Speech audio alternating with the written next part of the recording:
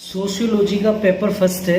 ये अपन ने कोटा यूनिवर्सिटी का सिलेबस उठाया है। ज़्यादातर यूनिवर्सिटी का सिलेबस एक जैसे ही है। सामाजिक अन्वेषण में सर्वेक्षण की पद्धतियाँ, ये आपका सोशियोलॉजी का पेपर फर्स्ट है, बीए फाइनल ईयर का।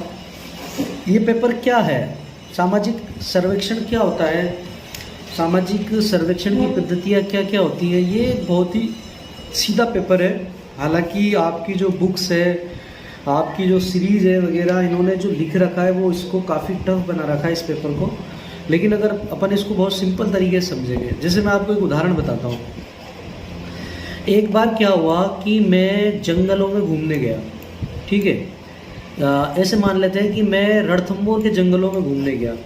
अब मैं रणथंभौर के जंगलों में घूमने गया तो मैं एक पहाड़ी पे चढ़ गया ऊपर।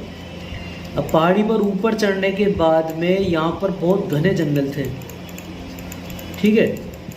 अब इस घने जंगलों में जब मैं घूम रहा था तो 15-20 लोग आए जिनके बदन पर कपड़े नहीं थे, जो नंगे थे, और उनके हाथ में हथियार थे और पूरे शरीर काला था, बदबू आ रही थी उनके शरीर से, ऐसा लग रहा था वो जंगल के आदिवासी हैं। फिर उन्होंने क्या किया, मुझे पकड़ लिया। मुझे पकड़कर वो अपने पास ले गए। ले जाने के बाद में वो ऐसी भाषा बोल रहे थे जो मेरे समझ में नहीं आ रही थी। फिर इसके बाद में रात के वक्त जब वो सो रहे थे तो मैं चुपके से उठा, और उठने के बाद में वो वहाँ से भगकर वापस अपने घर आ गया, गांव आ गया, ठीक है। आने के बाद में मैंने सरकार को सूचित किया, राज्य को सूचित किया कि भाई ऐसे ऐसे करके जंगल में वहाँ पर कोई प्रजाति रह रही है, आदिवासी लोग रह रहे हैं, वो कौन है, क्या है, कैसे रहते हैं, इसका अपन को पता लगाना है। तो फिर क्या हुआ, सरकार ने यहाँ पर इस समुदाय को जानने के लिए कि ये कौन समुदाय है, कौन से आदिवासी हैं, कैसे रहते हैं, क्या करते हैं, क्या खाते हैं, क्या पीते हैं, इनका रहन सहन क्या है, इनका कल्चर क्या है, इनके त्योहार कौन कौन से हैं, ये किस धर्म को मानते हैं, ये किस मूर्ति को पूजते हैं, और ये कपड़े पहनते हैं तो कौन से कपड़े पहनते हैं, और अगर ये कपड़े नहीं पहनते तो क्यों नहीं पहनते, क्या ये पत्तों से अपना शरीर ढकते हैं। तो ये सारी बातें जानने के लिए फिर सरकार ने एक दल को भेजा यहाँ पर। वो दल 20 लोगों का दल था, उसमें लड़कियां भी थी, लड़के भी थे और बड़े बुजुर्ग भी थे, सबके सब गए वो, और यहाँ जाकर उन्होंने सर्वेक्षण कार्य शुरू किया। पूरी जनजाति के बारे में उन्होंने सर्वेक्षण कार्य शुरू किया, यानी ये जानने की कोशिश की कि उनका समाज कैसा है। यही सामाजिक अन्वेषण है दोस्तों। अब वो जिन जिन चीज़ों का इस्तेमाल कर रहे हैं वो सर्वेक्षण की पद्धतियाँ हो गई, ठीक है। ये बिल्कुल सीधा, बहुत ही सिंपल पेपर है और बहुत ही सिंपल चीज़ है ये। या फिर आप इसे ऐसे समझिए इसको कि जैसे हिंदू और मुस्लिमों के बीच में अभी राजनीति को लेकर या किसी और बात को लेकर टकराव दिख रहा है, ठीक है। अब ये टकराव क्यों पैदा हो रहा है, इसके पीछे क्या वजह है, इस टकराव को हम ख़त्म कैसे कर सकते हैं, ये भी सामाजिक अन्वेषण का एक विषय है। अगर एक दल को हम चूज करके और इस जगह पर जांच करने के लिए भेजते हैं कि आखिर क्या वजह हुई, कैसे दंगे भड़के, कैसे तनाव पैदा हुआ, या कैसे समाज में विखंडन पैदा हो रहा है, तो वो जो जांच करेगा वो भी सामाजिक अन्वेषण की श्रेणी में आएगा। तो मैंने आपको 2 उदाहरण दे के बताया है सामाजिक अन्वेषण क्या है। अब आपकी समझ में आ चुका होगा कि इस पेपर में क्या चीज़ें हैं। अब इस पेपर में आपके टोटल 5 यूनिटें हैं। इन 5 यूनिटों में जो आपकी पहली यूनिट है वो है प्राकृतिक विज्ञान व सामाजिक विज्ञानों में संबंध और वाद विवाद के बारे में है। सामाजिक सर्वेक्षण क्या है और सामाजिक अनुसंधान का अर्थ और प्रकृति बतानी है, जो हम अगले वीडियो में समझेंगे सारी चीज़ें। वैज्ञानिक पद्धति, अर्थ, चरण और महत्व। इसके बाद में आपका जो दूसरी यूनिट है वो है सामाजिक अनुसंधान का तर्कशास्त्र। समाज शास्त्रीय अध्ययन में वस्तुनिष्ठता और व्यक्तिनिष्ठता क्या है। वस्तुनिष्ठता और व्यक्तिनिष्ठता दोनों अलग अलग चीज़ें हैं। वस्तुनिष्ठता में तो ये होता है जैसे आपके पास 4 ऑप्शंस है, इनमें से आप एक ऑप्शन चुनोगे, जो सबसे अच्छा होगा उसको वस्तुनिष्ठता कहेंगे। व्यक्तिनिष्ठता में होगा व्यक्ति अपने हिसाब से जब काम करता है, एक ही व्यक्ति की सोच को जो देखा जाता है वो व्यक्तिनिष्ठता हो जाती है। इसको अपन बड़े अर्थों में समझेंगे आगे। प्राकल्पना क्या है, अर्थ, प्रकृति और निर्माण, प्राथमिक और द्वितीयक तथ्य क्या होते हैं। देखिए, आप एक खदान में जाकर आपने रणथंभौर का किला जाकर देखा, ठीक है, और आपने लिखा कि भाई रणथंभौर के किलों में ये है, रणथंभौर किलों में वो देवती है, 12 इतने खंभों की छतरी है। रणथंभौर के किले में आपको पानी के लिए आपको बावड़ियाँ मिल जाएंगी। तो आप जो ये चीज़ें लिख रहे हो कि ये चीज़ें रणथंभौर किलों में, ये प्राथमिक स्रोत, प्राथमिक तथ्य।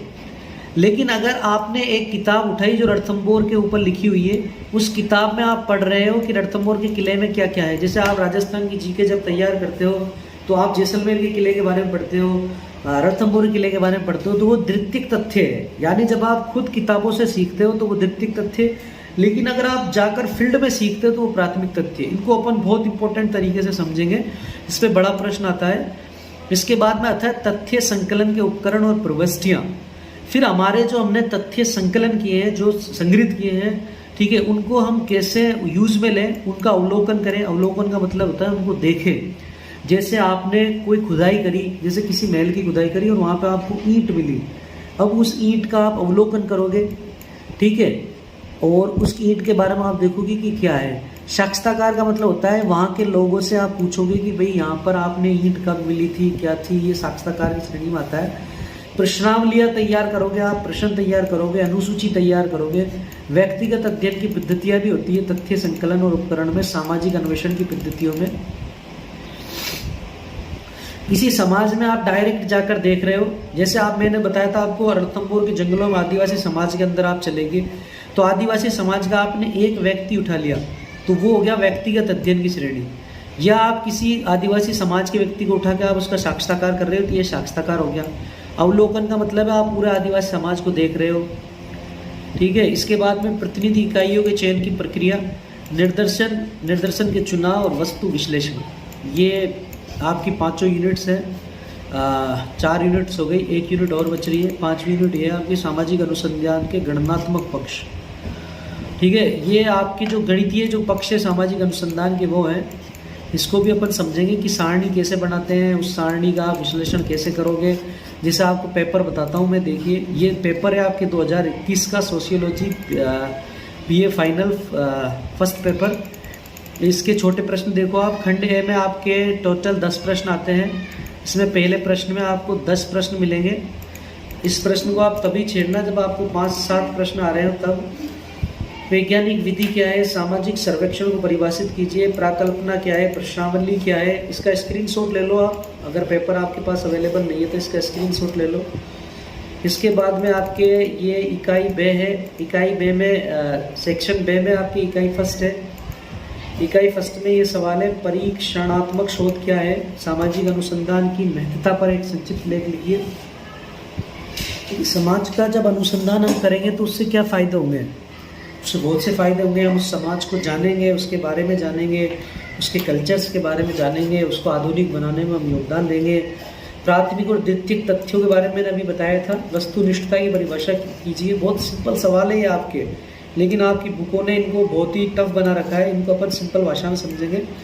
अनुसूची पर एक संक्षिप्त टिप्पणी लिखिए। केंद्रीय साक्षात्कार क्या है, निदर्शन क्या है, एक अच्छे निदर्श की आवश्यकता क्यों होती है।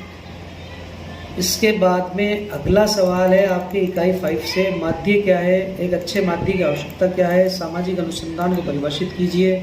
ये बड़े बड़े सवाल हैं। अगर आप पे बड़े सवाल आते हैं तो बड़े सवाल को चूज करके करोगे तो मेरे हिसाब से ज़्यादा ठीक रहेगा।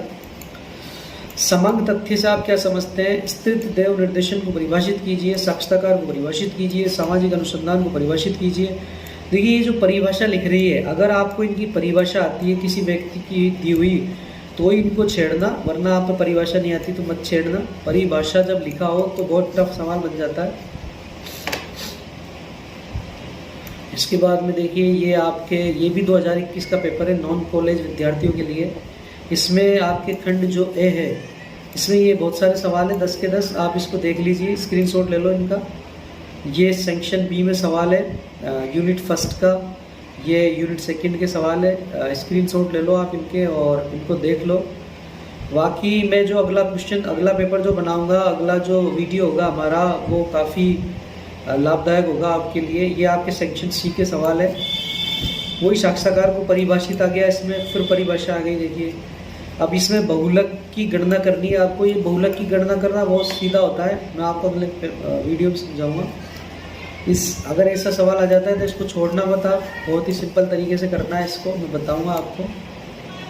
ओके, धन्यवाद दोस्तों।